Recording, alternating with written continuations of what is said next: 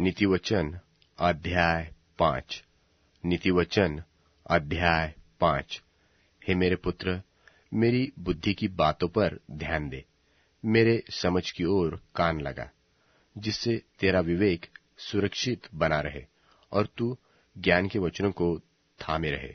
क्योंकि पराई स्त्री के ओठों से मधु टपकता है और उसकी बातें तेल से भी अधिक चिकनी होती है, परंतु इसका परिणाम नागदौना सा कड़ुआ और दोधारी तलवार सा पैना होता है। उसके पांव मृत्यु की ओर बढ़ते हैं और उसके पग अधोलोक तक पहुंचे हैं, इसलिए उसे जीवन का समधर पथ नहीं मिल पाता। उसके चाल चलन में चंचलता है, परंतु उसे वह आप नहीं जानती। इसलिए अब हे मेरे पुत्रों, मेरी सुनो और मेरी बातों से मुंह न मोड़ो। ऐसी स्त्री से दूर ही रह और उसकी डेवड़ी के पास भी न जाना। कहीं ऐसा न हो कि तू अपना यश औरों के हाथ और अपना जीवन क्रूर जन के वश में कर दे और पराए तेरी कमाई से अपना पेट भरे और परदेशी मनुष्य तेरे परिश्रम का फल अपने घर में रखे।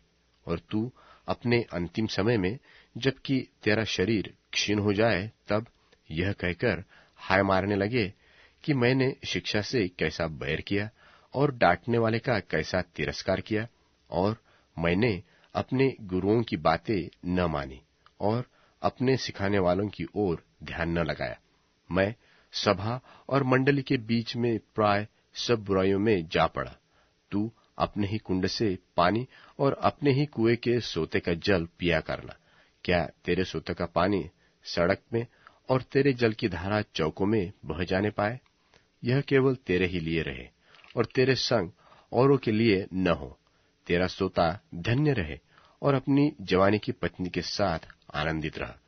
प्रिय हरिणी व सुंदर सांभरिणी के समान उसके स्तन सर्वदा तुझे संतुष्ट रखें और उसी का प्रेम नित्य तुझे आकर्षित करता रहे।